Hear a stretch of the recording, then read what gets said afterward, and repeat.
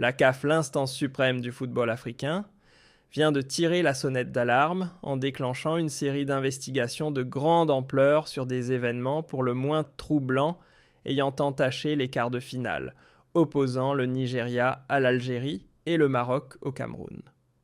Pris dans l'œil du cyclone Fouzilja, se retrouve désormais acculé, incapable d'échapper au regard scrutateur des institutions internationales, face à un faisceau d'éléments accablants dévoilant des failles aussi bien structurelles que comportementales menaçant les fondements mêmes de l'éthique sportive. Loin d'être une décision improvisée, le renvoi de ces affaires brûlantes devant la commission de discipline s'appuie sur une accumulation méthodique de preuves concrètes, enregistrements vidéo, comptes rendus techniques et témoignages, faisant état d'attitudes inqualifiables, observées chez certains officiels joueurs et journalistes, dont le professionnalisme semble s'être évaporé dans les coulisses et les zones mixtes des stades. À l'heure où le football africain traverse une phase critique, l'Algérie s'impose comme un rempart inflexible, brandissant haut et fort ses principes sportifs et sa souveraineté politique. Aucun compromis n'est envisageable quand il s'agit de défendre l'honneur ancestral de sa sélection nationale. Forte d'un passé doré et d'une réputation immaculée sur la scène continentale, l'Algérie se dresse en sentinelle de l'équité sportive, dénonçant sans détour les manœuvres opaques et les tentatives de manipulation qui menacent de fausser les résultats du tournoi. Entre enveloppes suspectes et influence sur le corps arbitral, certaines mains cherchent à redessiner la compétition dans l'ombre. Les investigations en cours qui épluchent les vidéos et décortiquent chaque geste douteux visent à démasquer les ententes secrètes orchestrées pour écarter les équipes gênantes, à commencer par une Algérie victime, selon de nombreux experts, d'un arbitrage outrageusement biaisé. Dans cette tempête, le pays se révèle plus que jamais comme un pilier incontournable du sport africain fort, d'une infrastructure de haut niveau et d'un soutien populaire massif, faisant de lui une destination de choix pour les plus grandes compétitions du continent. Pendant que l'Algérie s'efforce de défendre les valeurs du sport avec droiture, certains acteurs de l'ombre s'agitent dans une danse bien connue, celle des pots de vin et de la manipulation des foules. Dans les coulisses de la CAF, les langues commencent à se délier et ce qui se murmurait à voix basse est désormais presque crié sur les toits. Fouzil Lukja et sa clique auraient mis en place un système de récompenses occulte pour encourager certaines équipes, notamment le Nigeria, à lever le pied histoire de paver la voie à des favoris soigneusement choisis. Un scénario à peine croyable qui, s'il venait à être prouvé, ferait l'effet d'un tremblement de terre dans le monde du football africain, emportant avec lui quelques monuments trop longtemps protégés par leur statut. Face à ces magouilles, l'Algérie oppose une force tranquille, celle d'un pays dont les performances parlent d'elles-mêmes et qui n'a jamais eu besoin de tricher pour briller. Pourtant, malgré son exemplarité, elle est la cible de complots obscurs au même titre que d'autres grandes équipes comme l'Égypte, que certains rapports soupçonnent d'avoir été sciemment visés par des manipulations arbitrales, destinées à les écarter du chemin vers la finale contre le Sénégal. Les faits parlent d'eux-mêmes, un duel silencieux mais implacable oppose aujourd'hui l'Algérie porte-étendard de la probité sportive à ceux qui, tapis dans les coulisses, rêvent d'imposer une jungle où seuls les réseaux comptent. Dès les premiers jours de la compétition, des affiches tapissaient déjà les murs de certaines villes marocaines, avec, comme par hasard, les noms des futurs demi-finalistes, soigneusement alignés: Maroc, Égypte, Nigeria et Sénégal. Une prédiction troublante qui donne des airs de pièces de théâtre au tournoi, le script ayant visiblement été rédigé bien avant le coup d'envoi. Pendant ce temps, l'Algérie hausse le ton, la fédération nationale monte au front preuve irréfutable à l'appui pour dénoncer un arbitrage sénégalais dont la neutralité laisse plus qu'à désirer. Ce qui s'est joué lors du match contre le Nigeria ne relève plus d'un simple malentendu, c'était aux yeux de beaucoup un sabotage orchestré destiné à casser la dynamique flamboyante des Fennecs. Et les chiffres ne mentent pas en termes de possession de balles et d'efficacité offensive. L'Algérie écrasait la concurrence, laissant planer un doute amer sur les véritables raisons de son élimination. Malgré les efforts et les performances sur le terrain, ce sont bien souvent des forces extérieures et des coups de sifflet biaisés qui ont barré la route à l'Algérie.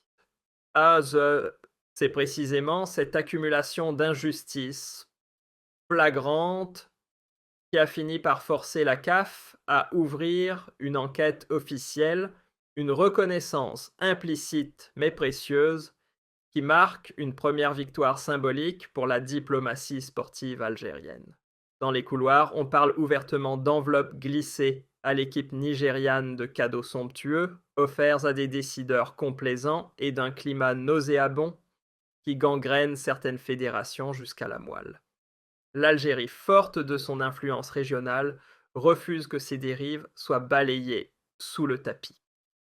D'autant que des accusations claires visent des membres haut placés de la CAF soupçonnés d'avoir monnayé leur impartialité contre des sommes à 6-0 en échange d'un coup de pouce aux équipes bien connectées.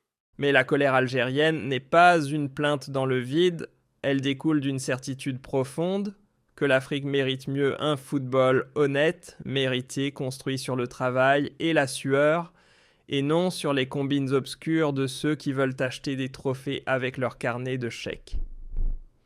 Les révélations attendues risquent de faire l'effet d'un électrochoc. Et dans ce climat tendu, l'Algérie campe fièrement sur sa ligne défendre les principes du sport coûte que coûte.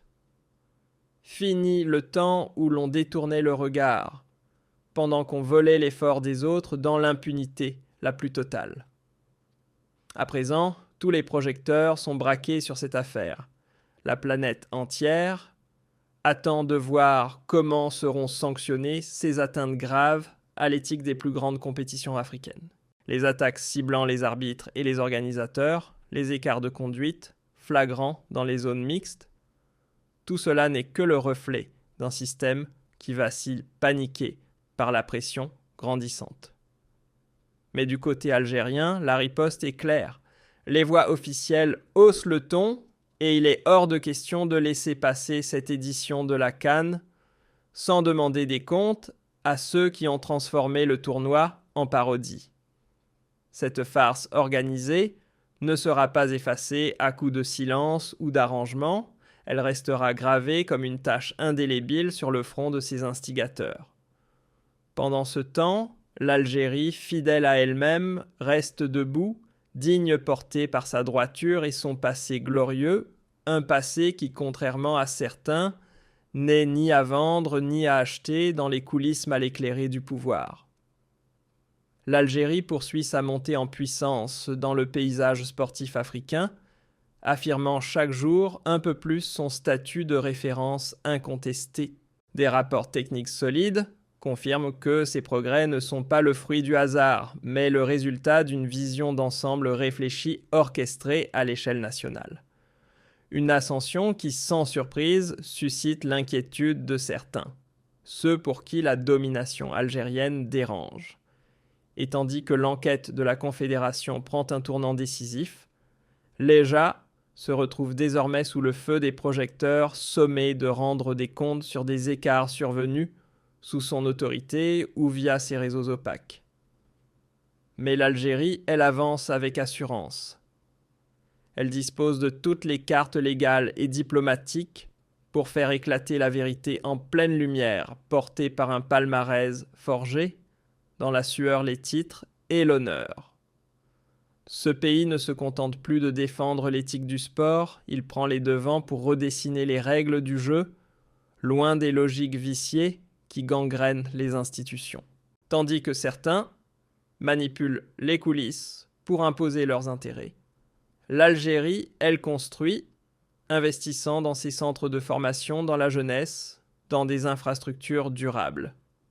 Elle ne vend pas des illusions, elle bâtit des fondations.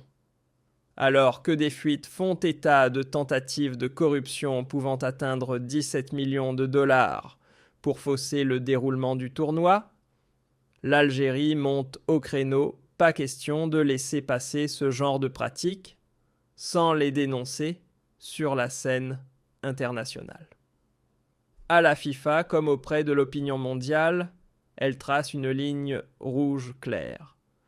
L'intégrité sportive n'est pas négociable, quel que soit le nom ou le pouvoir de ceux qui voudraient la franchir. Elle sera coûte que coûte ce mur contre lequel viendront s'écraser toutes les combines, toutes les trahisons, tous les trafics d'influence. La CAF, l'instance suprême du football africain, vient de tirer la sonnette d'alarme en déclenchant une série d'investigations de grande ampleur sur des événements pour le moins troublants ayant entaché les quarts de finale, opposant le Nigeria à l'Algérie et le Maroc au Cameroun. Pris dans l'œil du cyclone Fouzilja, se retrouve désormais acculé, incapable d'échapper au regard scrutateur des institutions internationales, face à un faisceau d'éléments accablants dévoilant des failles aussi bien structurelles que comportementales menaçant les fondements mêmes de l'éthique sportive. Loin d'être une décision improvisée, le renvoi de ces affaires brûlantes devant la